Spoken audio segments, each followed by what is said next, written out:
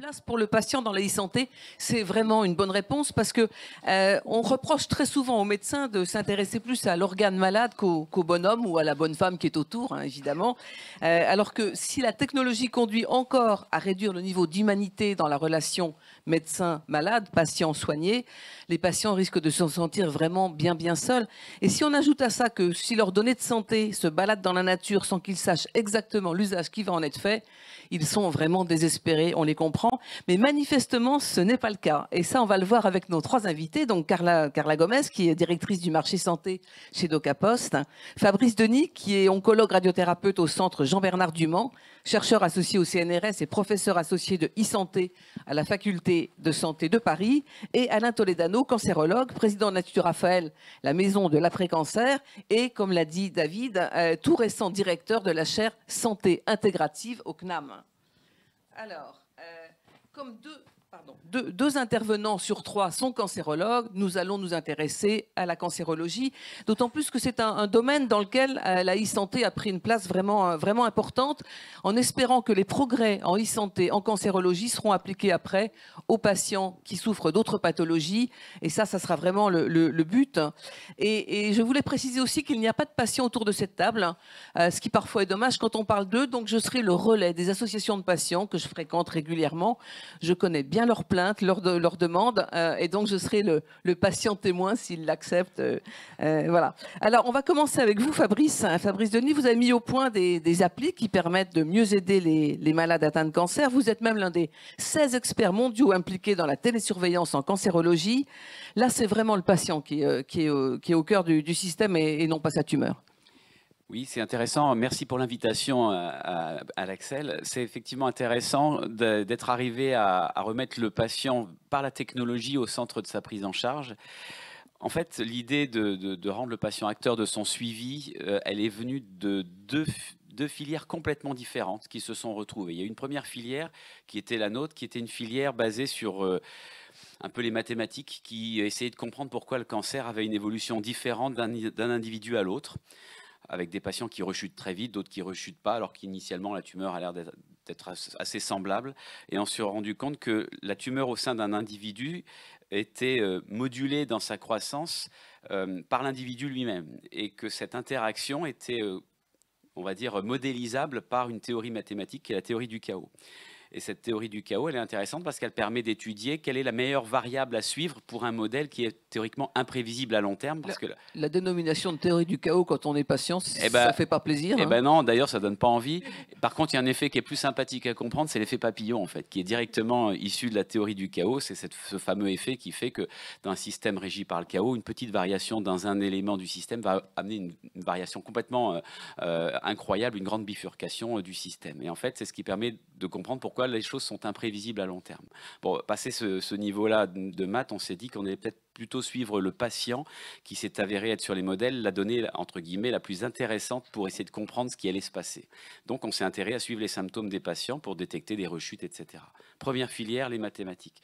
La deuxième filière, elle est passée par les États-Unis. C'était l'idée de dire que les médecins, lorsqu'ils interrogent leurs patients, et spécialement en oncologie, n'ont pas le temps ou n'ont pas, on va dire, la possibilité de screener, d'évaluer tous les symptômes des patients à chaque consultation. Et il a été montré que finalement, c'était le patient lui-même qui était capable de donner le plus d'informations sur son vécu, sur ses symptômes au fil du temps. D'où l'idée avec ces deux éléments de mettre la technologie dans les mains du patient pour qu'il s'évalue lui-même et qu'il envoie les informations lui-même à l'équipe soignante qui, à travers des algorithmes, en fait, va pouvoir filtrer des éléments qui suggèrent une rechute du cancer ou une toxicité d'un traitement. Quelles sont les questions les plus fréquentes posées dans votre questionnaire ? Les questionnaires, en plus, ils sont standardisés à l'échelle mondiale maintenant, donc c'est assez pas compliqué. C'est l'évaluation du poids, tout simplement. Hein. Les variations de poids, c'est très important pour évaluer l'état d'un patient avec son cancer. Il y a très peu de patients qui rechutent sans perte de poids. Bête, mais il y a aussi évidemment des symptômes tels que la toux, tels que l'essoufflement, des douleurs, la perte d'appétit, et si, selon certains types de cancers, si c'est des cancers du poumon, par exemple, le fait de cracher du sang, des choses comme ça. Donc c'est des choses qui sont très faciles à comprendre et qui ont été évaluées dans plein de langages, de sorte que les outils maintenant utilisent des questionnaires validés et standardisés. Et alors donc ça permet au patient, enfin à la personne qui va surveiller, qui va recevoir toutes ces données, de suivre son patient, entre guillemets, et d'agir plus vite plutôt que d'attendre le prochain rendez-vous. Alors en fait, c'est vraiment le principe de la détection précoce. Dès les premiers symptômes, un patient qui commence à avoir une perte d'appétit, une perte de poids, quelques douleurs qui apparaissent, normalement, ça ne donne pas l'alerte à un médecin, surtout si le médecin le voit que tous les 3 mois, ce qui se passe en général dans la surveillance. Alors qu'avec un suivi hebdomadaire, en fait, il y a une alerte qui arrive dès les premiers jours de ces symptômes. Et on a montré par maintenant 8 études randomisées qui comparaient ce type de suivi à un suivi classique, qu'on améliorait la survie, qu'on améliorait la qualité de vie, qu'on diminuait l'intensité d'un symptôme, qu'on réduisait les hospitalisations en urgence, enfin, un niveau de preuve qui devient même plus élevé que la plupart des traitements anticancéreux. Mais Fabrice, qui reçoit toutes ces informations? Parce qu'il faut créer un nouveau métier. Oui. Le cancérologue n'a pas le temps de lire tout ce qu'il reçoit tous les jours. Non, c'est tout l'enjeu des algorithmes de filtre, en fait, parce qu'effectivement, on ne va pas s'amuser à regarder tous les panneaux des patients. Et en fait, il y a un nouveau métier qui est créé, qui est l'infirmière de coordination. Ce nouveau métier, en fait, il consiste à placer une infirmière expérimentée en oncologie, qui a déjà l'habitude d'administrer des traitements et de suivre des patients, avec un suivi donc, par essentiellement des écrans de plusieurs centaines de patients et de gérer les alertes qui lui viennent en appelant les patients, en réglant déjà des premiers problèmes en direct via sa formation. Ça peut être notamment une infirmière de pratique avancée, elles peuvent prescrire maintenant en plus. Et puis si effectivement il y a des choses qui nécessitent une consultation anticipée avec le médecin, alors elle pourra adresser le patient à son médecin référent. Donc finalement le médecin référent, il est en deuxième ligne après les algorithmes et l'infirmière. Ce qui fait que globalement on estime qu'un médecin aura 1 heure par semaine pour cette télésurveillance pour suivre 150 patients. Ce qui est finalement assez peu, parce lorsqu'on a 300 ou 400 patients en suivi habituel sans application, on est en veille de coups de téléphone de ces patients pour des choses qui sont pertinentes ou pas. Là, il n'y a plus d'appels intempestifs inutiles. Par contre, on a une performance de la consultation qui est très élevée. C'est-à-dire que les patients qu'on voit, on sait pourquoi on les voit. Il y a des symptômes, on voit ce qui s'est passé les semaines précédentes, donc on n'a plus besoin de faire appel à leur mémoire. Et vous pesiez quel poids il y a 3 mois, on ne sait rien. Donc là, voilà, on augmente la pertinence des consultations. Du coup, les patients qui vont bien restent chez eux. On parlait de rester à la maison quand tout va bien, c'est très bien. Là, pour le coup, on reste à la maison. Il est même probable que dans les quelques mois qui viennent, on puisse administrer des traitements qui ne s'administrent pour l'instant qu'à l'hôpital, mais ils pourront s'administrer à la maison. Je parle de l'immunothérapie notamment. Parce que si les patients sont suivis avec ce type d'outils, on pourra aussi bien les surveiller chez eux que lorsqu'ils étaient à la maison. Parce que ça permet aussi d'adapter le traitement finalement. On peut aussi juste augmenter une dose ou en baisser une. Alors ça, c'est effectivement des études de l'année dernière qui ont montré qu'en plus, on pouvait augmenter la dose intensité de traitement. C'est-à-dire éviter que des patients arrêtent des traitements de façon inopinée parce qu'ils avaient des effets secondaires qui n'étaient pas gérés. Et du coup, si on maintient des traitements à des bonnes doses plus longtemps, c'est là qu'on a des efficacités anticancéreuses plus importantes. Alain Toledano, ça vous fait penser à quoi ce type d'application?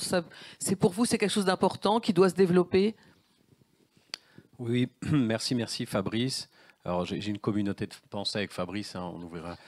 Fabrice était mon chef de clinique quand j'entrais interne en cancérologie, donc on a grandi ensemble. Donc vous voyez les accointances. Je déclare mes conflits d'intérêts. Conflit majeur là. Voilà. Bon, ceci étant dit, c'est toute l'histoire. Passer d'une médecine centrée sur la maladie à une médecine centrée sur l'individu et son projet de vie. Et là, Fabrice est en train de faire de la démonstration, pas seulement aujourd'hui avec ses travaux, que finalement le numérique s'est intéressé souvent au bien-être, ensuite aux outils technologiques pour facilitation de la médecine, et là qu'on est en train de passer à maturité avec une vision de la santé globale. La santé globale qui ne dépend pas uniquement de la présence ou de l'absence de maladie. Et moi, j'étais agréablement surpris, intéressé par le débat précédent. Et la santé globale qui va intégrer, et je le dis au nom de la santé intégrative, la santé sexuelle, la santé émotionnelle. On en parlera après. Là, Alain, on est sur les applis avant. Avant et on pendant la maladie. C'est-à-dire que toute l'idée, c'est de se dire, est-ce qu'on se concentre sur la cellule tumorale ou l'individu qui la porte? C'est la théorie de la graine et du sol. Quand vous mettez des graines dans des sols différents, ils ne vont pas pousser de la même manière. Donc il y a une interaction entre la tumeur et l'organisme, il y a une interaction entre l'homme et son environnement. Si on passe uniquement à travers le spectre de la maladie, c'est Nixon qui disait en 71, dans 10 ans nous aurons guéri le cancer. On ne l'a pas guéri, mais il a quintuplé les budgets du NCI et on a augmenté la survie. Donc c'est vrai qu'arriver à avoir une vision de la cancérologie uniquement sur la cellule et pas l'environnement, c'est pas adapté. Et ce qu'on est en train de démontrer, c'est qu'avec la capacité à mesurer, transmettre, stocker, évaluer, analyser grâce à ce numérique, on va pouvoir passer à un système plus complexe que la cellule tumorale qui est déjà complexe. C'est une cellule tumorale dans un individu qui la porte, avec donc de nombreux paramètres. Et cette transformation de la médecine à la santé va nous aider de façon globale en cancérologie, comme avec la gestion de toute la maladie chronique. Juste un élément avec le Covid. C'est un élément de preuve, le Covid, de l'interaction entre l'hôte, donc le patient, et la maladie. Pourquoi est-ce qu'il y a des formes graves de Covid? Ce n'est pas à cause du virus. Le virus, c'est le même pour tout le monde. Oui, c'est le terrain, entre C'est le guillemets, terrain qui hein, change tout. oui. Et c'est exactement sur ce principe-là que l'on joue, avec les outils numériques, avec le patient au centre de sa prise en charge. Mais c'est très, très, très nouveau. Hein. Jusqu'à présent, en oncologie, dans les formations aux internes et des plus jeunes étudiants en médecine, 99% de l'enseignement, c'est sur la tumeur.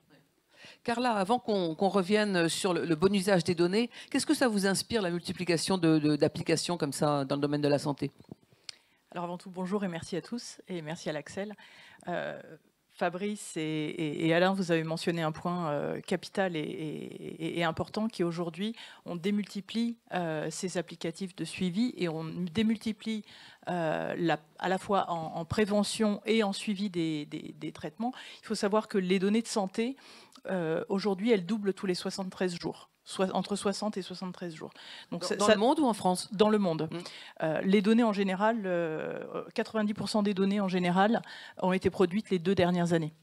Donc on se rend compte du volume de données et du volume de suivi qui peut exister. Mais c'est une bonne chose. Et c'est une bonne chose. C'est une bonne chose. Et effectivement, aujourd'hui, on permet, grâce à l'analyse, et notamment l'analyse des données de suivi en vie réelle, d'avoir un axe beaucoup plus fin et de suivre de manière beaucoup plus précise l'évolution du patient. On permet également au patient d'interagir avec son équipe soignante. Alors encore aujourd'hui, beaucoup trop lorsqu'il n'est pas en santé, mais effectivement l'objectif est de faire grandir cette capacité et de permettre d'avoir ces interactions à la fois lorsqu'il est en santé, en prévention et en suivi thérapeutique par la suite.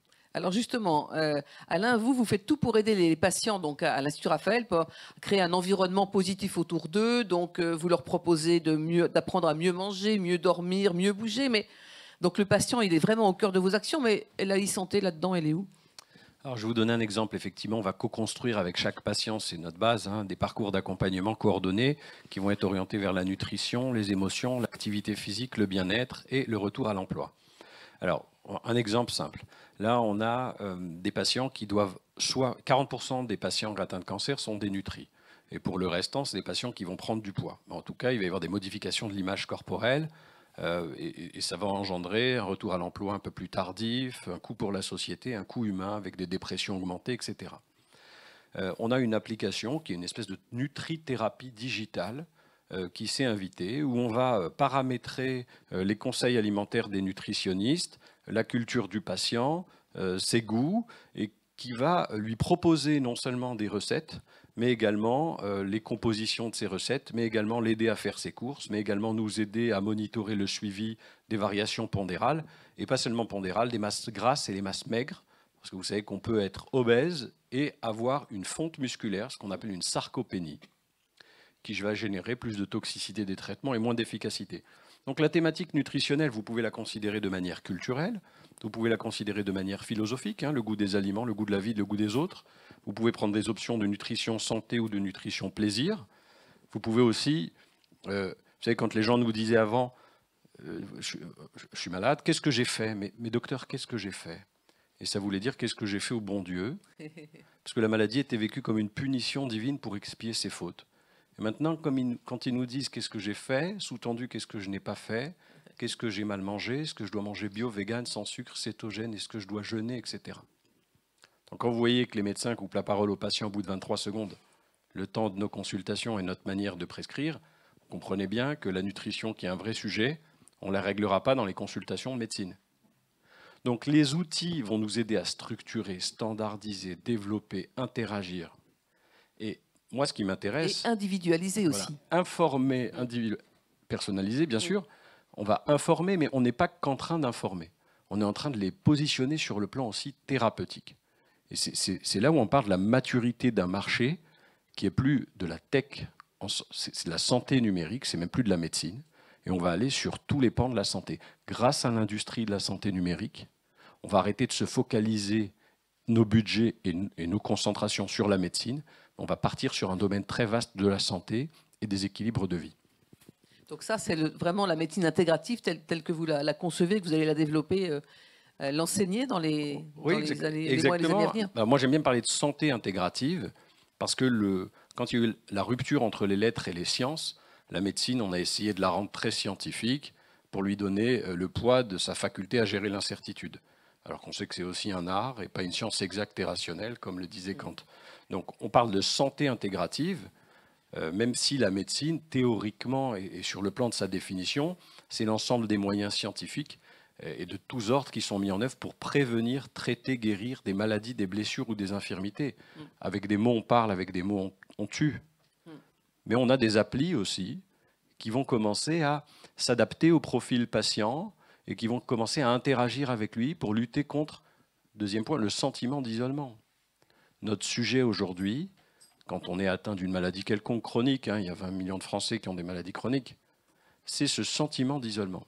Mais ce sentiment, il est important. Par exemple, moi, j'avais très, très étonné quand il y a eu les premières chimiothérapies par voie orale.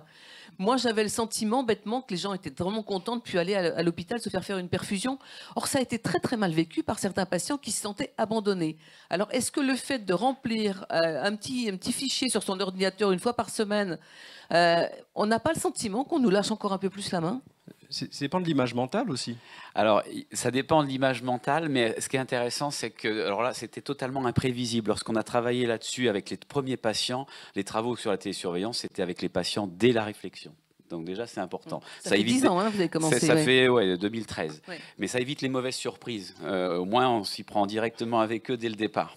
Et ce qui est intéressant, c'est qu'on s'est rendu compte que les patients avaient vraiment envie de contribuer à leur santé. Première chose que les médecins ignoraient. En général, le médecin lui dit « moi je fais tout et vous faites rien, laissez-vous porter ». Pas vrai. Deuxième chose, est-ce que ça les rassure? Moi, personnellement, quand j'ai commencé à travailler sur les applis, je me disais « mais peut-être que ça me gaverait toutes les semaines de remplir des questionnaires ». Voire même ça me donnerait, peut-être que je me créerais même des pathologies psychosomatiques à me dire toutes les semaines à mettre est-ce que je crache du sang oui ou non. Alors bon, comme quoi quand on n'est pas malade on ne sait pas. Ça c'est la deuxième information parce que les patients eux ils trouvent ça très rassurant d'être suivis de façon hebdomadaire comme ça plutôt qu'une fois tous les 3 ou 4 mois. Et en plus, ils apprennent sur leur maladie. Parce que là, pour le coup, les symptômes, ils les connaissent. Les symptômes des récidives, les symptômes des toxicités. Alors qu'on n'a jamais le temps de leur donner ces informations en consultation classique. Mais c'est horrible de découvrir tout seul que finalement, on est en train de développer une rechute. Eh ben non, ils ne le savent pas qu'ils développent une rechute parce que les symptômes en fait, qu'ils rentrent ne leur font pas un feedback immédiat en disant vous rechutez. Heureusement. Parce que d'ailleurs, ce n'est pas toujours le cas. Ce n'est pas parce qu'on a des symptômes qu'il y a un pépin, une rechute ou une toxicité. Donc ça, c'est quelque chose que l'on a vu avec les patients. C'est justement pas de leur afficher ce qui se passait, que c'était finalement à l'évaluation de l'infirmière et du médecin d'aller ensuite les chercher. Et ça, c'est la quatrième chose, c'est que les patients, ce qu'ils veulent, c'est qu'on aille les chercher quand ça ne va pas, plutôt que ce soit à eux de se dire, bon, est-ce que je l'appelle, est-ce que je l'appelle pas, mon médecin, parce que j'ai tel ou tel symptôme. Oui, j'ai rendez-vous dans un mois, je peux attendre. Je vais attendre mon scanner, ça c'est typique, c'est comme ça qu'on a montré qu'on gagnait 6 semaines sur le diagnostic des récidives, et 6 semaines quand on rechute, c'est majeur en termes de pronostic. Donc il faut aller chercher les patients. Donc le deal, c'est le patient est acteur, en gros il fait le travail du médecin que le travail ne fait pas aussi bien en consultation, mais le deal, c'est que de l'autre côté, on va chercher le patient dès que ça ne va pas. C'est pas à lui d'arbitrer sur est-ce que j'appelle ou j'appelle pas. Alain ?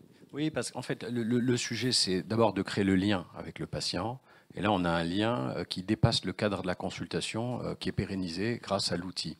Ensuite, c'est le temps qu'on va donner au patient. Donc, au lieu d'avoir un temps d'échange médical de 8 minutes à la consultation, finalement, il a l'impression qu'il est en interaction avec toi parce que pour lui, les données, elles viennent chez toi et ton équipe.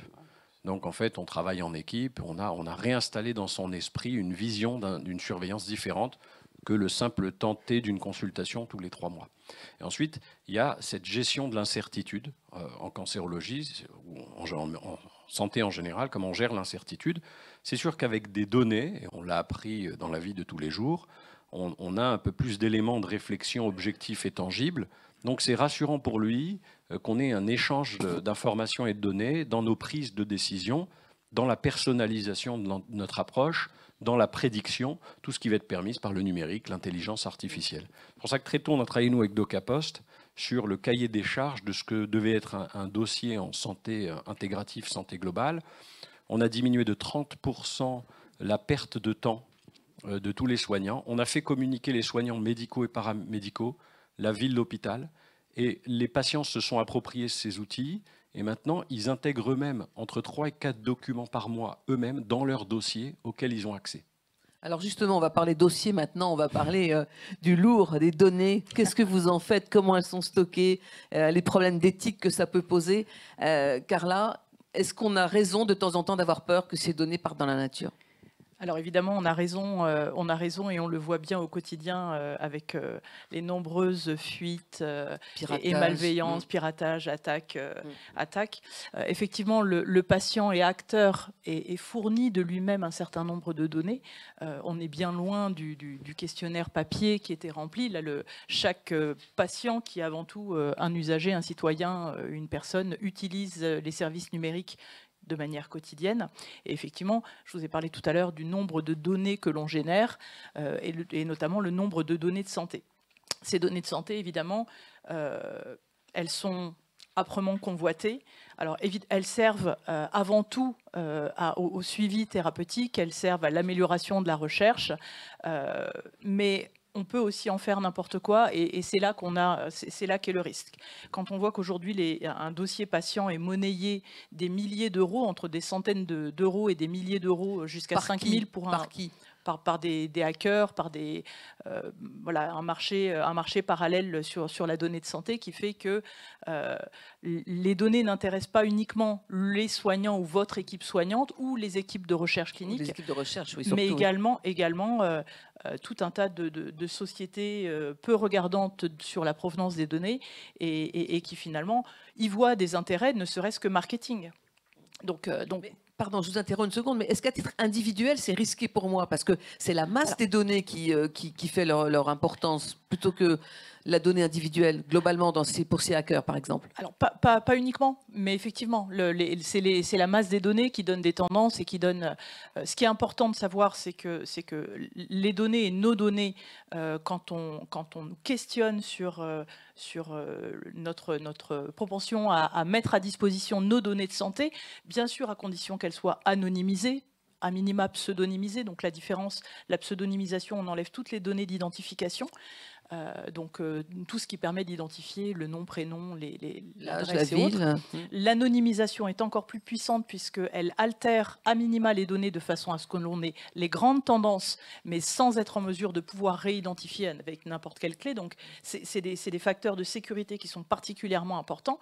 Et effectivement, ces données, il faut qu'elles soient structurées, traitées, collectées, en sécurité. Alors on parle de souveraineté et tout à l'heure nos prédécesseurs parlaient de souveraineté, de sécurité. C'est effectivement un aspect qui est quand même particulièrement important. Aujourd'hui en France, on a une réglementation sur les données et notamment sur les données de santé qui est particulièrement importante. Sur les données en général avec le RGPD, le règlement de protection des données personnelles, mais également sur les données de santé, qui fait qu'aujourd'hui, lorsque nos données sont traitées de manière sécurisée et souveraine, on peut les mettre à profit à la fois pour les équipes soignantes et pour de la recherche clinique en sécurité.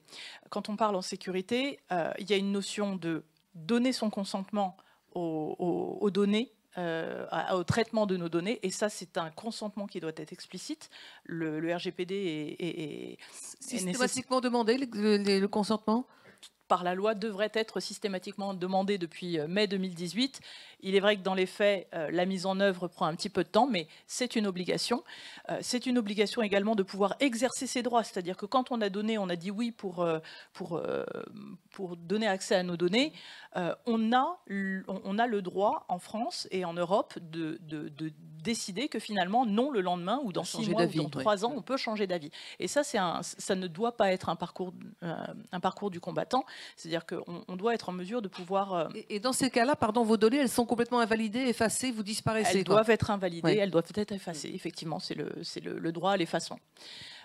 Donc, je vous ai parlé du consentement et je vous ai parlé également enfin, des solutions de confiance qui doivent nous permettre de nous assurer que lorsque on donne notre consentement, lorsque l'on valide, on le fait de manière sécurisée, donc avec des outils et des solutions de confiance numérique. Parce que quand on parle de la santé, quand on parle du numérique, il faut aussi être conscient que beaucoup de choses se font de manière un peu anarchique, aléatoire, c'est un peu du n'importe quoi hein, sur la place. On peut faire à peu près tout et ce que l'on veut avec les données. Donc c'est important d'être en confiance et de s'assurer, alors avec des solutions de signature, de consentement, de chaînage de données en sécurisé. Alors les médecins, comment vous faites pour qu'on soit vraiment en confiance? La confiance, c'est important. Par exemple, quand je dois faire opérer une dame d'une prothèse de hanche, je vais choisir le chirurgien qu'elle va voir. On confie quelqu'un à quelqu'un d'autre. La confiance, la considération, ça c'est quand même très important. Donc il n'y a pas de raison qu'on ne puisse pas confier les données à un acteur de confiance. Ensuite, tu dis, est-ce que c'est grave si on pique une donnée alors que c'est dans une masse qu'elle a de la valeur? Ça, c'est la valeur marchande. Mais tous ceux qui se sont fait cambrioler doivent comprendre cette histoire. Hein, tu sens les fractions, tu te sens un peu violenté. Je pense qu'il y a plein de gens ici qui se sont fait cambrioler, faites pas semblant. Et donc c'est vrai que cette espèce de sensation de violence, parce qu'avant c'était des échanges de mots dans l'intimité d'une consultation. Aujourd'hui, nous, en cancérologie, c'est pas le cardiologue, l'antihypertenseur, bien qu'ils aient une spécialité très développée, axée sur la prévention, on les remercie. Mais on va travailler avec l'anatomopathologie, la radiologie, la biologie, la radiothérapie, les chimiothérapies, la pharmacie, les médecins de ville, etc. C'est le secteur tertiaire de la médecine. Donc aujourd'hui, il y a eu 74 autorisations de mise sur le marché d'anticancéreux l'année dernière, plus toutes celles d'avant, pour arriver à prendre une décision quand on a une tumeur avec 25 000 gènes mutés, des centaines de médicaments, même si vous êtes bon, vous commencez à avoir besoin d'algorithmes, de délégation. Vous travaillez plus longtemps. Le cerveau humain n'est pas fait pour ça. C'est sûr. On va réhumaniser notre médecine en utilisant mieux les outils, mais la confiance et la manière de structurer, de gérer les données, c'est un sujet de cancérologie aussi. Et si je peux me permettre, Alain, il y a effectivement donc, la notion des données de santé d'une personne, mais quand on parle de confiance, on parle aussi d'identification. Donc il y a l'identité nationale de santé qui est en train d'être mise en place, mais c'est aussi particulièrement important de s'assurer que les personnes à qui on donne un traitement ont un dossier qui est propre, qui n'a pas été usurpé, sur lequel il y a les données de santé uniquement de cette personne. Donc il y a tous les aspects de la confiance numérique qui sont importants. Oui. Pour compléter, les outils numériques de télésurveillance en oncologie vont faire l'objet de recommandations internationales qui vont sortir donc avec un groupe d'experts européens et même de tous les continents en février prochain. Ces recommandations internationales, elles ont 3 objets. C'est pour quels patients, comment installer ces outils dans nos établissements. Et le 3e volet, et pratiquement le plus important, c'est la sécurité du patient avec ces outils. Et les critères vont être particulièrement ardus parce qu'il y a effectivement la protection des données. Il ne s'agit pas que les données aillent à droite à gauche, mais il y a aussi un critère on va dire, de performance de l'outil et donc de sécurité. Il faut que ça fonctionne, sinon ça ne sert à rien, voire même ça peut être dangereux. Et ces critères, on peut en donner 3-4 par exemple. Pour ce qui est, en tout cas, du continent européen, il faudra évidemment que l'éditeur respecte les RGPD, qu'il ait un marquage CE de classe 2A, qui est très difficile à obtenir, mais qui est garant d'un grand niveau de développement, de matériaux-vigilance et surtout de validité des algorithmes. Parce qu'on parle d'algorithme, mais un algorithme, c'est jamais figé, ça évolue au fil du temps, et pour cause, ça évolue au fil des traitements, ça évolue au fil des progrès. Et donc, on va fixer des barrières avec des obsolescences qui font que si des éditeurs ont des algorithmes trop anciens ou ne respectent pas certaines législations, ou bien ont déjà des alertes de sécurité signalées auprès des autorités avec des pertes de chance, ils seront clairement mis de côté et non utilisés par les prescripteurs. Alors pour terminer, je voudrais 3 réponses rapides. Là, on a vu toutes les protections par DocaPost ou des systèmes équivalents par les médecins. Les patients maintenant, le patient dans les santé, un conseil pour le patient qu'il reste quand même, qu'il garde la main sur ses dossiers dans la santé, Alain. Oui, alors l'éthique, l'éthique, c'est d'arriver à respecter la justice, l'autonomie, la bienfaisance et la non-malfaisance. Donc la bioéthique et ses règles doivent s'appliquer en e-santé. Donc l'accessibilité, c'est important, mais aussi l'autonomie. Aujourd'hui, on peut être dépassé par des process. Moi, je n'ai pas le cerveau gauche qui permet d'arriver à suivre tout le process du RGPD. Ce mot mérite, mais il est respecté dans mes institutions. Donc on va devoir apprendre à travailler à plusieurs, à avoir une vision de santé globale. On doit, nous aussi, au lieu de faire un congrès médical l'année prochaine, on s'est lancé tous ensemble dans un congrès qui s'appelle Made in Tech. Il y a Muriel Benita qui est ici, qui va regrouper des acteurs de l'industrie de la santé, des patients, des professionnels de santé, 8000 congressistes en mars au Parc Floral. Et donc, on a envie de réformer notre manière, notre pédagogie, notre manière de travailler ensemble. Et moi, aujourd'hui, je suis plus intéressé par des interactions avec des acteurs de l'industrie de la santé et du numérique qu'avec certains cancérologues qui vont redire ce qu'on sait déjà. Juste pour terminer, le patient. Le patient ne doit pas oublier que l'humain est toujours présent, même avec le numérique et le digital. C'est simplement un complément, le digital. Mais à la base, c'est la relation humaine qui persiste. Il y a des erreurs à ne pas faire quand on est patient ? Les erreurs, c'est difficile de savoir comment faire ou ne pas faire d'erreurs quand on est patient, surtout quand on arrive sur le parcours de soins. Je pense que la principale erreur qu'on observe en oncologie, c'est de demander 50 avis différents qui font perdre énormément de temps aux patients. Et finalement, comme les recommandations dans les traitements sont mondiales, il y a quand même assez peu de chances qu'on soit soigné différemment d'un petit centre à un gros centre. Carla, le mot de la fin. Mais écoutez, le patient est au centre et de plus en plus acteur de sa santé. Vous l'avez dit tout à l'heure, pendant de longues années, il était très passif. Et il était patient et attendait que le médecin lui dise quoi faire. Là, on n'inverse pas les rôles, mais on rend une action au patient qui, du coup, doit agir en patient responsable, avec effectivement l'éthique, la responsabilité et la sécurité. On ferait de même avec nos clés de maison, donc c'est aussi important pour le reste des données. Merci à vous trois. Merci. Merci Anne. Merci à tous.